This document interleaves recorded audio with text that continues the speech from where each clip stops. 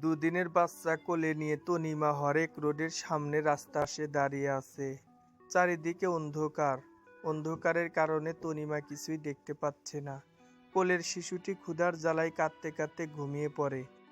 একজন মায়ের জন্য তার শিশুকে ক্ষুধার কারণে কাঁদতে এবং খাবার ছাড়া ঘুমাতে দেখা কতটা বেদনাদায়ক তা ভাষায় প্রকাশ করা যায় না। মেয়ে সন্তান হওয়ায় শাশুড়ি ও স্বামী তাকে শ্বশুরবাড়ি থেকে বের করে দেয়, ডিভোর্স পেপার মুখে ছুঁড়ে ফেলে। ছোট্ট বাচ্চাকে কোলে নিয়ে কোথায় যাবে সে ভেবে দেখেনি ওরা। তনিমা চলে গেল বাপের বাড়ি। স্বামী ডিভোর্স দিয়েছে শুনে নাক কুঁচকে ফেললো তারা। বড় ভাই ও ভাবির পরামর্শ শুনে বাবা তাকে ঘরে জায়গা দেননি। দরজার ওপাশে মা চুপচাপ দাঁড়িয়েছিল, কিছু বলল না। তনিমা জানে না ওর আত্মীয় স্বজন কোন জেলা শহরে আছে, কারোর সাথে পরিচিতি নেই। কাছেই এক চাচার বাড়িতে গেল সে। ওরা তনিমাকে দূর দূর করে তাড়িয়ে দিল। এখন তার আর যাওয়ার জায়গা নেই। তনিমা হাঁটতে হাঁটতে একটা জায়গায় এসে থামলো। হাঁটার জন্য পা ব্যথা করছে, শরীরে আর শক্তি নেই, পানির পিপাসা লাগছে। রাস্তার দুই দোকান থেকে রুটি ও কলা চেয়েছিল তনিমা, তারা তা দেয়নি, উল্টো বাজে কথা বলে। রাত কটা বাজে বুঝতে না পেরে তনিমার সাথে সাথে মাথা তুলে আকাশের দিকে তাকালো। করুণ কণ্ঠে বলল, হে আল্লাহ, তোমার কি দয়া হয় না? আমার বাচ্চাটা কাঁদছে, আমি কিভাবে সহ্য করব ওর কান্না? এই নিষ্ঠুর পৃথিবীর মানুষ আমাকে একটু খাবার দেয়নি, কেন তারা এত নিষ্ঠুর? তনিমা কেঁদে ফেলল, কান্না জড়িত কণ্ঠে আবার বলল, আল্লাহ, আমাকে পথ দেখান, নয়তো আল্লাহ আমাদের দুজনকেই মেরে ফেলুন। মানুষ যতই কঠিন সময় পার করুক না কেন, তার নিজের মৃত্যু কামনা করা উচিত নয়। তনিমার চোখ জলে ঝাপসা হয়ে আসছে। ঠিক তখনই সে কারো কণ্ঠস্বর শুনতে পেল। তনিমা তাকিয়ে রইল অন্ধকারের দিকে। সে প্রশ্ন করলো, আপনি কে? লোকটা চোখ ঘুরিয়ে বলল, অন্ধকারে আপনাকে ঠিক মতো দেখতে পাচ্ছি না। এত রাতে মেয়ে, আপনি এখানে কি করছেন? আপনার সাথে কি বাচ্চা আছে? শিশুর কণ্ঠস্বর শোনা যাচ্ছে। তনিমা চুপ করে আছে। লোকটা গাড়ি থেকে নামলো, তারপর নিচু গলায় বলল, গাড়িতে উঠুন, আমি আপনাকে বাসায় ড্রপ করে দেব। না। না কেন? মাঝরাতে আপনি সন্তান নিয়ে পথে পথে হাঁটছেন। আচ্ছা, বাচ্চাটা কি আপনার নাকি চুরি করেছেন? আমার বাড়ি নেই, আমার পরিবার আমাকে বাড়িতে জায়গা দেয়নি। লোকটা ভ্রু কুঁচকে গম্ভীর গলায় বলল, এই জায়গাটা নিরাপদ নয়, গাড়িতে উঠুন। আপনার কথা পরে শুনবো, আমি আপনাকে চিনি না, আমি আপনার সাথে যাব কেন?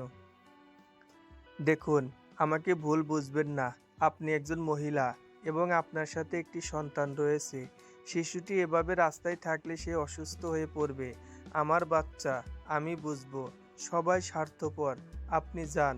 সে একটু রেগে গেল, ধমক দিয়ে বলল, আমি জানি না আপনি কাকে চেনেন, তবে আমি সবার মতো নই। বাড়িতে আমার মা আছে, সকাল পর্যন্ত আমার মায়ের কাছে থাকবেন। সকালে একটা ব্যবস্থা করে তারপর চলে যাবেন। চলুন এখন। আর বাচ্চাটা কাঁদছে কেন? সে কি ক্ষুধার্ত? আমার গাড়িতে খাবার আছে, দেব। তনিমা অবাক হয়ে তাকিয়ে আছে। গাড়িতে থাকা খাবার 2 দিনে বাচ্চা খাবে কিভাবে? লোকটা কি আসলেই বোকা?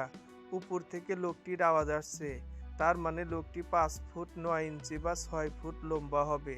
তনিমার হেল দোল নেই। লোকটা বলল, আমি যদি নিজের পরিচয় দিই তাহলে হয়তো আপনার ভয়টা একটু কমে যাবে। আমি আদ্রিয়ান অসেল। নামটা তনিমার খুব চেনা মনে হলো।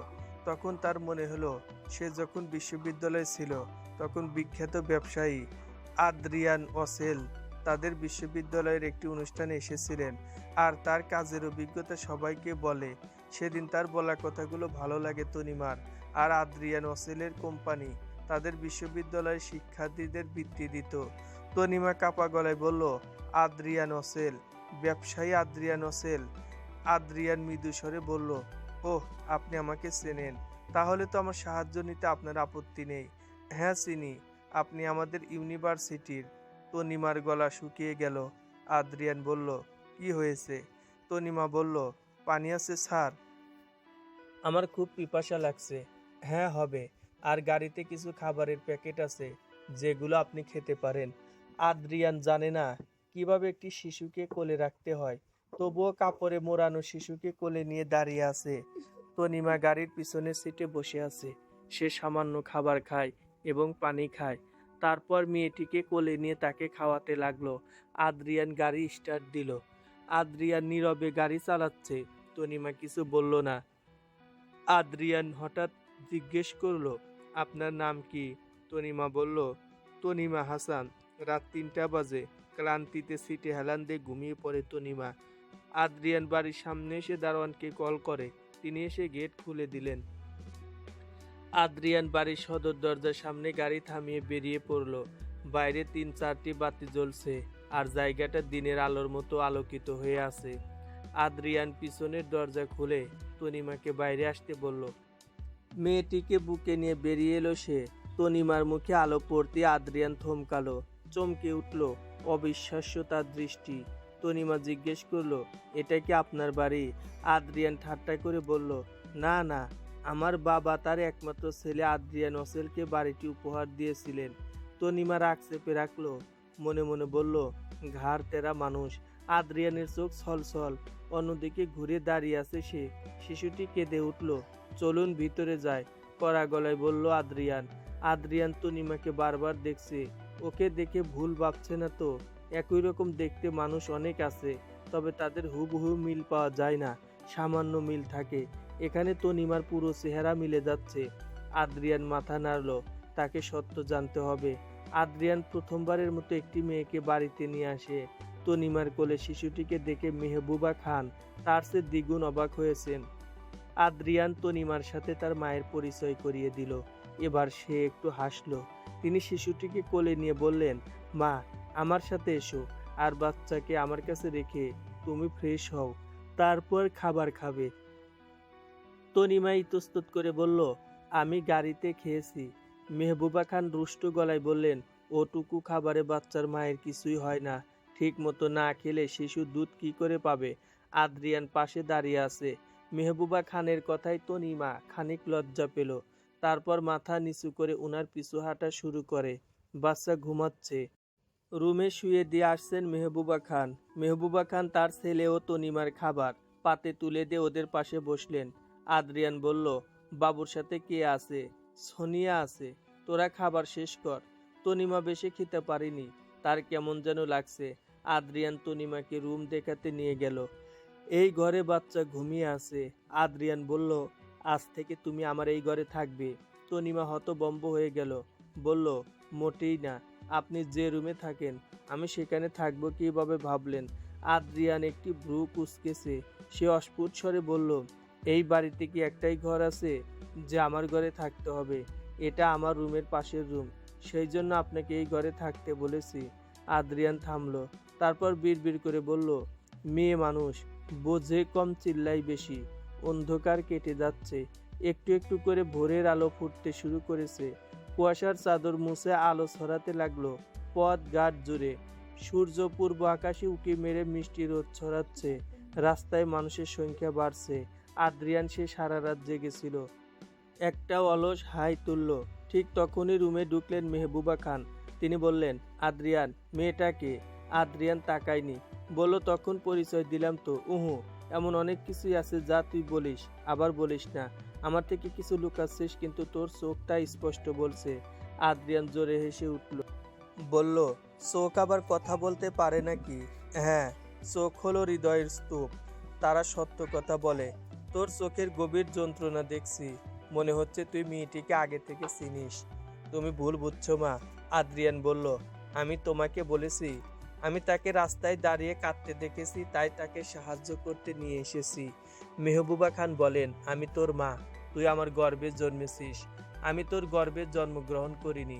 আমি এতটা বোকা নই যে মা হয়ে ছেলের মন বুঝবো না। আদ্রিয়ান মায়ের মুখের দিকে তাকালো। ওর মা কি বুঝতে পেরেছে? মেহবুবা খান কণ্ঠে টেনে টেনে বললেন, তনিমা সেই মেয়ে যাকে তুই 2 বছর ধরে খুঁজছিস। আদ্রিয়ান চমকে উঠল। বিছানায় বসে আছে। দাঁড়িয়ে থাকলে সে হয়তো তাল সামলাতে পারতো না, ধূপ করে বসে পড়তো। আদ্রিয়ান দুর্বল গলায় বলল, মা। মেহবুবা খান বললেন, ওরা এখনো ঘুমাচ্ছে, ওদেরকে উঠে নাস্তা করতে বল। আদ্রিয়ান বিছানা থেকে উঠল এবং আলমারির দিকে এগিয়ে গেল। আলমারির ভিতরকার কাপড়ের নিচ থেকে একটা উড়না বের করলো। আদ্রিয়ান সাদা উড়না নিয়ে বিছানায় স্থির হয়ে বসলো। উড়নাটি এক রঙের। এই উড়নাটি যার, সে খুব সুন্দর এবং শৌখিন। ওড়নার এক কোণে হলুদ রঙের একটি ফুলের শিল্প আঁকা এবং ফুলের পাশে একটি ছোট্ট অক্ষর টি লেখা। ওড়না মালিকের নামের প্রথম অক্ষর সেটি তনিমা। আদ্রিয়ান ওড়নাটা বুকে চেপে ধরল। আদ্রিয়ান কখনো কল্পনাও করেনি যে সে যে মেয়েটিকে হন্য হয়ে খুঁজছিল তাকে এভাবে খুঁজে পাবে। আদ্রিয়ান বিশ্বাস করে আল্লাহ যা করেন ভালোর জন্যই করেন। 2 বছর আগে বিশ্ববিদ্যালয়ের প্রোগ্রাম শেষ করে শপিং মলে গিয়েছিল আদ্রিয়ান। মা হঠাৎ কিছু জিনিস আনতে ফোন করে এবং আদ্রিয়ানকে সেগুলো কিনতে হবে। মলের উপরের সব তলা ঘুরে সে নিচতলায় আসে। মা তাকে যে জিনিসগুলো কিনতে বলেছেন তা তার একার পক্ষে নেওয়া সম্ভব নয়। ইতিমখানার শিশু বড়দের সব জিনিসপত্র আজ কিনে নিয়ে যেতে হবে। আদ্রিয়ান 2 গার্ডকে জিনিসপত্রগুলো বাড়িতে নিয়ে রাখতে বলে। আদ্রিয়ান তার প্যান্টের পকেট থেকে ফোন বের করে তার মাকে কল দিল। তখন একটি উড়না উড়ে এসে তার মাথায় পড়ল। হাত দিয়ে উড়নাটা সরিয়ে ফেলল আদ্রিয়ান। কার উড়না? এদিক ওদিক তাকাতেই চোখ গেল 7ম তলায়। উপর থেকে একটা মেয়ে উড়না বলে চিৎকার করছে। কিছুক্ষণ পর আরেকটা মেয়ে এসে মেয়েটাকে ধরে অন্য পাশে নিয়ে গেল। আদ্রিয়ান উড়নাটা হাতে নিয়ে ছুটে গেল লিফটের দিকে। সে 7ম তলায় এসে মেয়েটিকে খুঁজল, কিন্তু মেয়েটি সেখানে ছিল না। তারপর নিচের দিকে তাকিয়ে দেখলো মেয়েটি তার বন্ধুর সাথে বাইরে যাচ্ছে। আদ্রিয়ান নেমে এলো। ও বাইরে এসে মেয়েটিকে খুঁজলো, কিন্তু তাকে পেল না। ওই উড়নার মেয়েটির জন্য এখনো বিয়ে করেনি আদ্রিয়ান। মেহবুবা খান তার ছেলের বিয়ের জন্য কম মেয়ে দেখেননি, কিন্তু তাদের কাউকেই তার পছন্দ হয়নি। মেহবুবা প্রায় সময় দেখতেন তার ছেলে কখনো উড়না হাতে নিয়ে, আবার কখনো উড়নাটা গলায় জড়িয়ে রেখে একা একা বসে থাকতো। 6 মাস পর আদ্রিয়ান তার মাকে বলে যে সে উড়নার মালিককে খুঁজে বিয়ে করবে। ততদিন সে যেন তার জন্য কোনো মেয়ে না খোঁজে। নাম জানা নেই, ছবি নেই, একবার দেখা মানুষ খুঁজে পাওয়া কি খুব সহজ? কিন্তু হাল ছাড়েনি আদ্রিয়ান। বন্ধুর বিবাহ বার্ষিকীতে গতকাল রাতে তার বাড়িতে গিয়েছিল।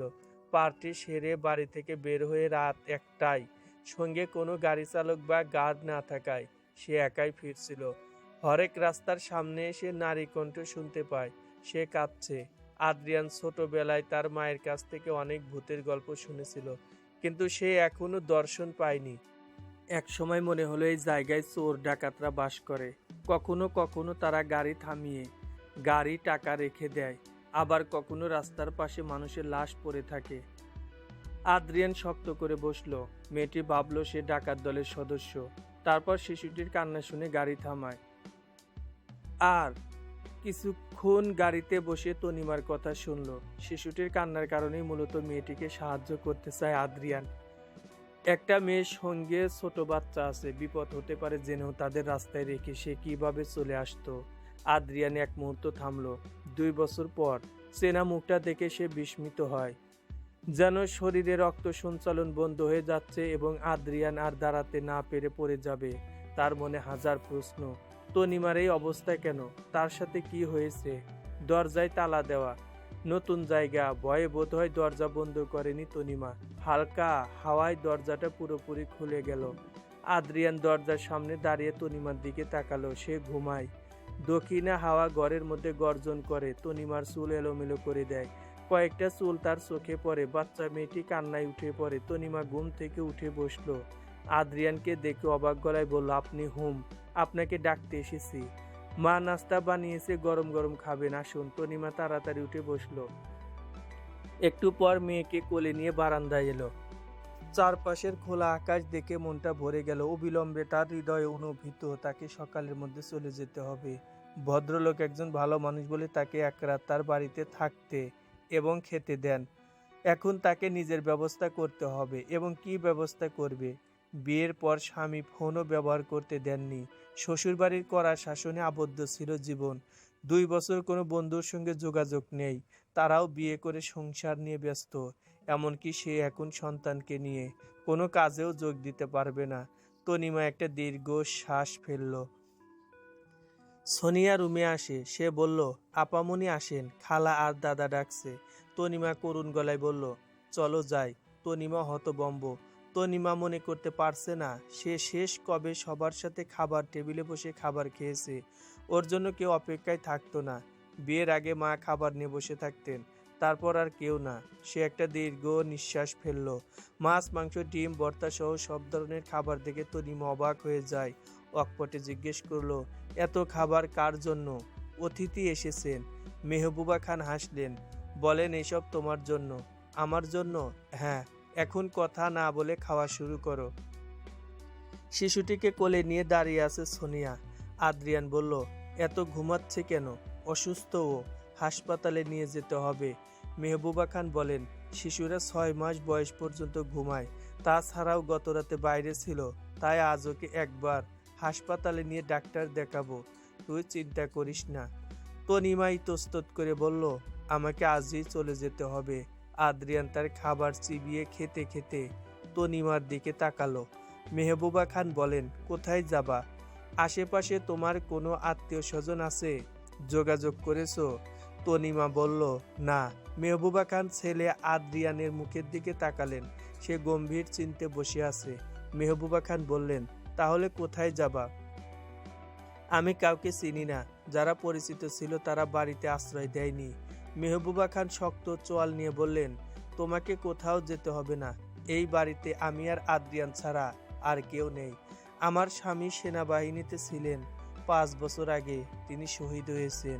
ছেলেটা সারাদিন কাজের জন্য বাইরে থাকে, আর সোনিয়া তার কাজ শেষ করে বাসায় চলে যায়। আমি একজন বৃদ্ধ মানুষ। তোমার আর আমার একসাথে ভালো সময় কাটবে। এছাড়াও তোমার সন্তানের সাথে রাস্তায় থাকা নিরাপদ নয়, বুঝলে? আজ থেকে তুমি আমার মেয়ে। তনিমা অপলক দৃষ্টিতে তাকিয়ে আছে। একজন মানুষ এত ভালো কি করে হয়? কি সুন্দর কথা বলার ধরন! তনিমা আদ্রিয়ানের দিকে তাকালো। আদ্রিয়ান রাশভারী গলায় বলল, আমি সিরিয়াল কেটে রাখবো, তুমি ওদের ডাক্তারের কাছে নিয়ে যাবে। গতকাল রাতে ঠান্ডা বেশি না থাকলেও বাচ্চার ব্যাপার, ঝুঁকি নেওয়া যাবে না। তনিমা মনে মনে বলল, আল্লাহ সবাইকে নিষ্ঠুর করেননি। সবাই এক হলে পৃথিবী চলতো কিভাবে? তনিমার অতিরিক্ত কাপড় নেই। সে আলমারির দরজা খুলে আদ্রিয়ানের কিছু টি শার্ট প্যান্ট দেখতে পেল। দুদিন একই জামা পরে আছে, শরীরে কুটকুট করছে। তনিমা টি শার্ট আর প্যান্ট নিয়ে বাথরুমে গেল। বাথরুমের দরজাটা একটু শক্ত হয়ে লাগলে খুলতে অনেক জোর লাগে। আদ্রিয়ান তনিমাকে এটা বলতে ভুলে গেছে। আদ্রিয়ান রুমে এলো। একা শিশু বিছানায়। আদ্রিয়ান চারপাশে তাকিয়ে হঠাৎ ডেকে উঠল, টনি, আমি বাথরুমে আছি। আদ্রিয়ান সাথে সাথে তার ঠোঁট কামড়ে বলল, তারপর বলল, তনিমা, বাথরুমের দরজা একবার বন্ধ করলে সহজে খোলা যায় না। তনিমা কাপা গলায় বলল, কি? দরজা খোলার চেষ্টা করে? তনিমা বলল, আমি কি করে বের হব? আপনি দরজা থেকে সরে যান। আদ্রিয়ান বলল, আমি ধাক্কা দিচ্ছি। আদ্রিয়ান একবার দুবার ধাক্কা দিল। হঠাৎ দরজা খুলে যায়। আদ্রিয়ান হোঁচট খেয়ে তনিমার উপরে পড়ে যায়। পানির ফোয়ারা চালু হয়ে পানি পড়ছে দুজনের গায়ে। কপাল থেকে ভেজা চুলগুলো পিছনে ঠেলে দিল আদ্রিয়ান। তনিমার দিকে দ্রুত কোমাসে তাকালো সে। শার্ট, আদ্রিয়ান বলল। তনিমা মাথা নিচু করে আছে। আদ্রিয়ান সরু গলায় বলল, আসলে আমার ভুল। আমার সকালেই আপনার জামা কাপড় ম্যানেজ করা উচিত ছিল। আপনি আবার ভিজে গেছেন। একটু দাঁড়ান, আমি আপনার জন্য মার একটা শাড়ি নিয়ে আসছি। লোকটি প্রতিবার তনিমাকে চমকে দেয়। মেহবুবা খান একটা শাড়ি নিয়ে এসেছেন। শাড়ি পরে মেহবুবা খানের পাশে বসে তনিমা। আদ্রিয়ান অনলাইনে মোটামুটি অনেকগুলো পোশাক অর্ডার করেছে এবং এটি শীঘ্রই পৌঁছাবে। শিশুটির কান্না শুনে সে রুমের দিকে এগোতে থাকে। মেহবুবা খান বললেন, মা, তোমার সম্পর্কে একটু জানতে চাই। এত ছোট বাচ্চা নিয়ে তুমি কেন পথে ছিলে? তনিমা নিশ্চুপ। তনিমা সময় নিয়ে বলল, আমার বাবা এক কথার মানুষ। একবার সে রাস্তায় দুর্ঘটনায় পড়লে একজন ভদ্রলোক তার জীবন বাঁচিয়ে তাকে হাসপাতালে নিয়ে যান।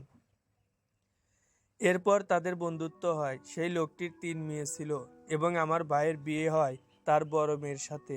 তারপর ভাবি বাসায় এসে সবার মগজ ধোলাই করে নিজের দিকে নিয়ে যায়। তখন তার বাবা তার ছোট ভাইয়ের ছেলের সাথে আমার বিয়ের কথা বলেন। আমি তখন ইউনিভার্সিটির প্রথম বর্ষে পড়ি। ভাবি বাবাকে সব বলে রাজি করালো। বিয়ের 2 বছর আমি বাড়ির বাইরে যাইনি। তারা আমাকে বাইরে যেতে দেয়নি এবং প্রতিবেশী কারোর সাথে দেখা করতে দেয়নি। এমনকি বাপের বাড়ি থেকেও আমার খোঁজ খবর নেওয়া বন্ধ করে দেয়। বিয়ের 1 মাস পর জানতে পারি তার আগে বিয়ে হয়েছে।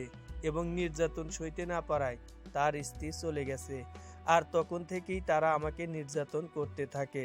অন্যদিকে ভাবি বাবা আর ভাইকে আমার বিরুদ্ধে নিয়ে গেল। তিনি বলেন আমি অন্য কারোর সাথে সম্পর্ক করি, তাই শ্বশুর বাড়িতে ঝামেলা করছি। বাবা আমাকে তার বাড়িতে যেতে নিষেধ করে দেয়, কিন্তু সবই মিথ্যা বানোয়াট। বাবা আর ভাই আমার কথা শোনেনি। একদিন মা আমাকে কল দিয়ে এসব কথা জানায়। সেদিন শাশুড়ি দেখে আর সব শোনেন এবং তিনিও হাত তোলেন। তারপর থেকে আমার বাসা থেকে বের হওয়া বন্ধ করে দেয়, মোবাইল ফোনও নিয়ে যায়। 1 বছর পর আমার পেটে সন্তান এলো। যেদিন ওরা জানতে পারলো আমি গর্ভবতী, সেদিন থেকে ওরা একটা নাতি চায়। আমার ছেলে না হলেই ওই বাড়িতে আমার জায়গা হবে না। তখন আমি শুধু বললাম মেয়েও হতে পারে। এতে তারা ক্ষিপ্ত হয়ে আমাকে শ্বাসরোধ করে হত্যা করার চেষ্টা করে এবং বলে মেয়ে হলে সেদিনই হবে আমাদের শেষ দিন। আল্লাহর রহমতে একটি মেয়ের জন্ম হয়েছে। আমাকে তারা অনেক বকাঝকা করে, শুধু মারতে পারেনি। শিশুটিকে দাইমার কোল থেকে তুলে নিলে জীবন্ত কবর দেবেন তিনি। পুরো পৃথিবীটা তখন আমার কাছে অন্ধকার মনে হলো। অবশ শরীর টেনে টুনে দাঁড়িয়ে তাদের কাছ থেকে শিশুটিকে নেই। প্রতিবেশীদের কেউ কেউ এই ঘটনা দেখে, এজন্য তারা ভয় পায় আমাদের কিছু করলে থানায় মামলা হবে, সেজন্য দুদিন চুপচাপ থাকে। 2 দিন পর তারা আমার দিকে ডিভোর্স পেপার ছুঁড়ে ফেলে এবং আমাকে বাড়ি থেকে বের করে দেয়। ঘন্টাখানিক হাঁটার পর আমি বাবার বাড়ি গেলাম। সেখানে ভাবি ইতিমধ্যে সবাইকে আমার উপর রাগিয়ে দিয়েছে। তিনি বাবাকে বলেছিলেন যে সন্তান অন্য কারো। এটা জানার পর স্বামী আমাকে তালাক দিয়েছেন।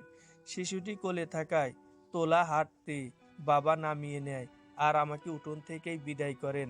দাদু দাদা নেই, আব্বুর আরেক ভাই আছে। আমি চাচার কাছে গিয়েছিলাম একটু থাকার জন্য। চাচা বেশি দুর্ব্যবহার করে তাড়িয়ে দিলেন। সারাটা দিন কাটে রাস্তায়। তখন এই পৃথিবীর মানুষকে চিনতে পারলাম তারা কি নিষ্ঠুর। আমার কাছে একটা পয়সাও ছিল না।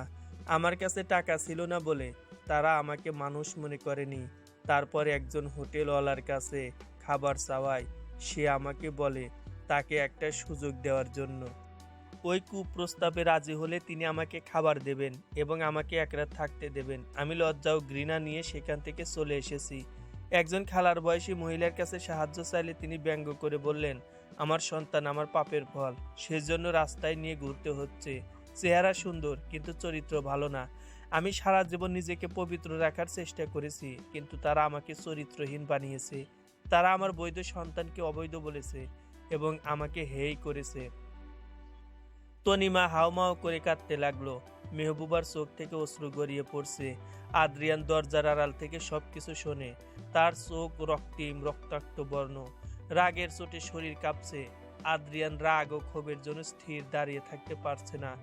তনিমা চোখের জল মুছে মেহবুবার দিকে তাকিয়ে বলল বাবা আমাকে আরো বলে তোর মতো মাইয়ার মুখ দেখাও পাপ। এই পাপ নিয়ে পুকুরে ডুইবা মর।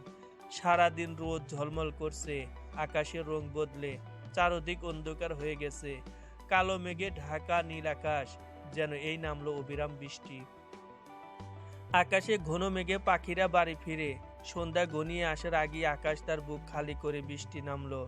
গাড়ির ছাদে বৃষ্টি পড়ছে। অন্ধকার আকাশে বজ্রপাতের পর বজ্রপাত হলো। বৃষ্টিতে মাটিতে মিশে রাস্তায় জমে থাকা ধুলো, রাস্তায় জ্যাম। আদ্রিয়ানকে এর বিড়ম্বনায় পড়তে হলো। এই মুহূর্তে ফোনটা বেজে উঠল। আদ্রিয়ান কল রিসিভ করে ফোনটা কানে রাখলো। ওপাশ থেকে রুক্ষ কণ্ঠে বললেন স্যার, আমরা তাদের তুলে নিয়ে আসছি, এখন কি করব? আদ্রিয়ান তার মেরুদণ্ড শক্ত করে। চৌবাচ্চায় কি পানি আছে? লোকটা ফোনটা কানের কাছে নিয়ে চৌবাচ্চার দিকে এগিয়ে গেল। এক নজরে দেখে বললেন চৌবাচ্চা ভরা আছে। আমি সেখানে না আসা পর্যন্ত তাদের মুখ চৌবাচ্চার জলে চুবাবে। দেখো, আবার দম বন্ধ করবে না। আমি এসে বলবো তাদের নিয়ে কি করতে হবে। আদ্রিয়ান কল কেটে দিল। গম্ভীর গলায় বলল কতক্ষণ লাগবে? অনেক জ্যাম স্যার, একটু সময় লাগবে। 4 দেওয়াল বিশিষ্ট একটি বড় ঘর। 4 জনের ভয়ঙ্কর চিৎকারে কেঁপে ওঠে অন্ধকার ঘরটা। ঘরের ভিতরে একটা কাঠের চেয়ার ছাড়া আর কিছুই ছিল না। আদ্রিয়ান পা তুলে চেয়ারে বসলো। একজন লোক এগিয়ে এলো। বিড়বিড় করে বললেন মহিলাটার অবস্থা একটু খারাপ হয়েছে স্যার, সে মুখ দিয়ে শ্বাস নিতে পারছে না। হাসপাতালে কি নিয়ে যাব? যদি রাতে মারা যায়। আদ্রিয়ান মৃদু ধমকের গলায় বলল, হাসপাতালে নেওয়ার জন্য তুলে এনেছো? লোকটা মাথা নিচু করে বলল, দুঃখিত স্যার, আমি তাদের মরতে দেব না। আমি তাদের ভয়ানক শাস্তির চেয়েও ভয়ানক শাস্তি দেব। তারা বাঁচবে এবং প্রতি মুহূর্তে নিজেদের মৃত্যু কামনা করবে। তাদের শাস্তির পরিকল্পনা শুনে দুজনের শরীর কেঁপে ওঠে। এমন ভয়ানক যন্ত্রণার চেয়ে মৃত্যু ভালো। একজন হকি স্টিক নিয়ে এসেছে, তাদের 4 জনকে মারধর করে রক্তাক্ত করে। তারপরে আদ্রিয়ান সেই ভয়ানক পরিকল্পনাটি চালায় এবং ড্রিল মেশিনটি নিয়ে আসে। মুহূর্তেই তাদের আকাশ কাঁপানো আর্তনাদ দেওয়ালের ইটগুলোকে চূর্ণ বিচূর্ণ করে দিচ্ছে যেন। জামে মসজিদের ইমামের সঙ্গে বাড়িতে আসে আদ্রিয়ান। 5 দিন আগে মেয়ের জন্ম হয়, তার এখন একটা নাম দরকার। ইমাম সাহেব মেয়েদের নামের তালিকা দিলেন। তনিমা পাশের ঘরে বসে আছে। আদ্রিয়ান এবং তার মা তার জন্য অনেক কিছু করেছেন। তনিমা চায় তার মেয়ের নাম আদ্রিয়ানের নামের সাথে মিলিয়ে রাখতে। আদ্রিন, ফার্সি নাম। আদ্রিয়ান নামটা পছন্দ করেছে, কিন্তু কিছু বলল না। ইমাম সাহেব নাম ঠিক করলেন, আকিকা করার পরামর্শ দিলেন। আদ্রিয়ান ড্রয়িং রুমে বসে আছে। আদ্রিন সোফায় শুয়ে তার দিকে চোখ বড় বড় করে তাকায় সে। আদ্রিয়ান তার সাথে কথা বলতে শুরু করে। তনিমা একটা ট্রেতে 3 কাপ চা নিয়ে এলো। মেহবুবা খান টিভিতে ছবি দেখছেন। হঠাৎ ছবির মাঝে ব্রেকিং নিউজ দেখানো হচ্ছে, রতনপুর রেল স্টেশন থেকে 1 কিলোমিটার দূরে 4 জনকে আহত অবস্থায় পাওয়া গেছে। শরীর থেকে রক্ত বেরিয়ে মাটি ভিজে গেল। তারা কারা কেউ জানে না। স্থানীয় লোকজন থানায় ফোন করেন। খবর নিতে আসেন সাংবাদিক। আহত 4 জনের নাম পরিচয় জানা যায়নি। তারা বাঁচবে না মরবে তাও বলা যাচ্ছে না। হাসপাতালের উদ্দেশ্যে তাদের নিয়ে যাওয়া হলো। তনিমা হতভম্ব হয়ে গেল। মেহবুবা খান বললেন, তনিমা দাঁড়িয়ে আছো কেন? এই খবর কবের? এটা আজকে লাইভ দেখাচ্ছে। তনিমার মাথা ঘুরছিল, এক হাতে মাথা ধরে বসে রইল। মেহবুবা জিজ্ঞেস করলেন, তনিমা কি হয়েছে মা? চাপা গলায় বলল তনিমা, আদ্রিনের বাবা, দাদা, দাদি ও চাচাকে এভাবে মেরেছে কে? মেহবুবা খান টিভির দিকে তাকালো। তুমি ঠিক দেখেছো, ওরা তারাই ছিল। হ্যাঁ, তাদের চিনতে আমার ভুল হবে না। তুমি কি হাসপাতালে যেতে চাও? তনিমা নিবিড়ভাবে মাথা নাড়ল, যার অর্থ না। আদ্রিয়ান উচ্চস্বরে বলল, কবে যাবে মা? তনিমা চমকে তাকালো, জিজ্ঞেস করলো, কোথায় যাবে? মেহবুবা নরম গলায় বললেন, ভেবেছিলাম একাই যাব। তোমার অবস্থা দেখে মনে হচ্ছে একা যাওয়া ঠিক হবে না। তোমাকে আমার সাথে নিয়ে যেতে হবে। কোথায়? তুমি গেলে দেখতে পাবে। আর শোনো, এসব নিয়ে চিন্তা করবে না। ভালো মানুষের সাথে ভালো আর খারাপ মানুষের সাথে খারাপ হয়। যারা অন্যের ক্ষতি করে তারাই দুনিয়াতেই শাস্তি পায়, এবং সে দুনিয়াতেও পাবে। 3:40 বিশাল গেটের সামনে গাড়ি থামলো। তনিমা গাড়ি থেকে নেমে পলক ফেললো। বড় বড় অক্ষরে লেখা, ইতিমখানা। তনিমা তাকালো মেহবুবা খানের দিকে। তিনি বলেন, এই ইতিমখানা আমার শ্বশুর সাহেবের ছিল। তিনি চলে যাওয়ার পর আমার স্বামী এটা দেখাশোনা করেন। এখন আদ্রিয়ান এটা দেখাশোনা করে। আমরা প্রতি মাসে এখানে আসি বয়স্ক এবং শিশুদের সাথে দেখা করতে এবং তাদের প্রয়োজনীয় জিনিসপত্র সরবরাহ করতে। আদ্রিয়ান প্রবেশের সাথে সাথে একদল শিশু ছুটে আসে। আদ্রিয়ান একে একে জিজ্ঞেস করে তারা কেমন আছে। আদ্রিয়ানকে দেখলে তাদের মুখ বিবর্ণ হয় না। আদ্রিয়ান বলল, তোমাদের জন্য খেলনা নিয়ে আসছি, সবাই দাঁড়াও। আবির চাচ্চু, জিনিসপত্র নিয়ে আসলেই তোমাদের দেওয়া হবে। একজন তর্জনী আঙ্গুল দেখিয়ে বলল, আদ্র ভাই, তোমাকে আইসক্রিমের কথা বলেছিলাম, তুমি কি ভুলে গেছো? আদ্রিয়ান তার গাল ছুঁয়ে বলল, আমি এনেছি। 10 বা 12 বছরের একটি মেয়ে সুন্দরভাবে হেঁটে আদ্রিয়ানের সামনে দাঁড়ালো। মৃদুস্বরে বলল, ভাই, ওই আপু আর ওই বাচ্চাটাকে। আদ্রিয়ান ঘুরে তনিমা আর আদ্রিনের দিকে তাকিয়ে হাসলো। তারপর সে উত্তর দিল, ওটা তোমার বড় বোন আর বাবু, আদ্রিন আমার মেয়ে। তনিমার কানে ওদের কথা পৌঁছায়নি, সে দূরে আছে। তনিমা তাদের আনন্দ পেতে দেখে সবার দিকে তাকিয়ে আছে। মেহবুবা খান তনিমাকে ছেড়ে বড়দের সঙ্গে দেখা করতে যান। বাচ্চারা আদ্রিয়ানকে ছেড়ে আদ্রিনের কাছে গেল। নির্মূল কণ্ঠে বলল, আপু, আদ্রিনকে আমাকে দেবেন? তনিমা বলল, সে এখন অনেক ছোট। আচ্ছা, তাহলে আপনি চেয়ারে বসুন, যেন আমরা তাকে দেখতে পাই। চারপাশে বসে থাকা বাচ্চাদের সাথে আদ্রিয়ান ঘাসের উপর বসলো। গরমের জন্য আদ্রিয়ান ঘামছিল। তার চুল এক হাত দিয়ে তার কপাল থেকে পিছনে ঠেলে দিল। মেহবুবা খান আদ্রিনকে নিয়ে গেছেন। তনিমা হাতে পাখা নিয়ে আসলো। আদ্রিয়ানের পাশে হাঁটু গেড়ে বসে বাতাস করতে লাগলো। আদ্রিয়ান ঠোঁট চেপে হাসলো। তনিমা সুইমিং পুলের দিকে এলো। শিশুদের সাঁতার ও সাঁতার শেখার জন্য এই সুইমিং পুল তৈরি করেছিল আদ্রিয়ান। এখানটায় বেশ শান্ত এবং বেশ কিছুক্ষণ দাঁড়িয়ে থাকলো তনিমা। হঠাৎ আদ্রিয়ান এসে দাঁড়ালো। নিচু গলায় বলল, আপনি এখানে কি করছেন? খেয়াল আছে আমি কতটা ভয় পেয়েছিলাম আপনাকে না দেখে? তনিমা তাকালো, জিজ্ঞাসা করে, ভয় পাচ্ছেন কিসের জন্য? পালিয়ে গেছি ভেবে? আদ্রিয়ান হতবাক হয়ে দাঁড়িয়ে রইল। ধুর না, আমি কেন এমন ভাববো? তাহলে কিসের ভয় ছিল? কিছু না, চলুন ভিতরে যাই। আদ্রিন কাঁদছে। তনিমা গালে হাত দিয়ে আদ্রিয়ানের মুখের দিকে তাকিয়ে বলল, আপনি কাউকে ভালোবাসতেন? এখনো ভালোবাসেন? আদ্রিয়ান বলল, আপনাকে কে বলেছে? আন্টি বলেছেন। আর কি বলছে? অনেক কিছু। শুনি কি কি? তনিমা বাঁকা হেসে বলল, আমি বলবো না। আদ্রিয়ান চাপা গলায় বলল, না বলুন। যেতে যেতে তনিমা বলল, না।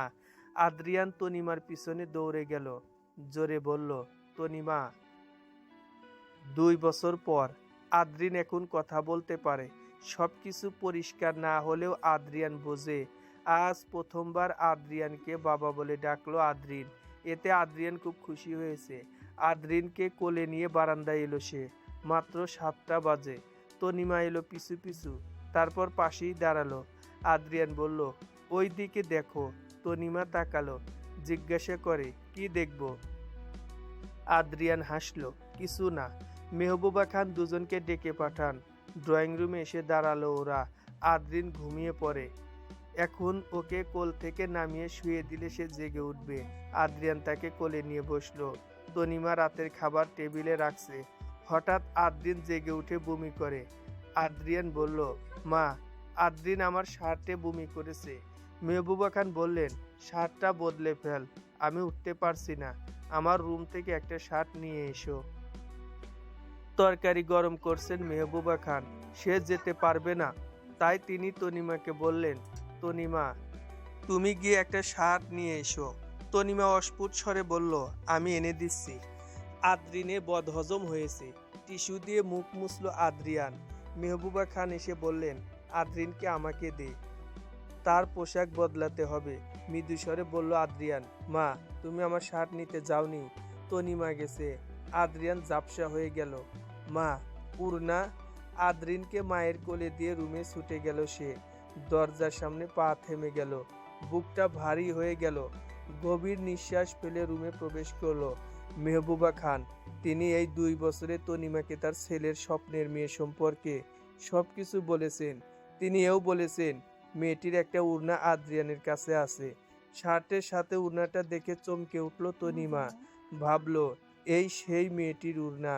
হতাশ হয়ে বলল, একজন পেয়ে অবহেলা করে, আরেকজন একবার দেখেই কত বছর অপেক্ষা করছে।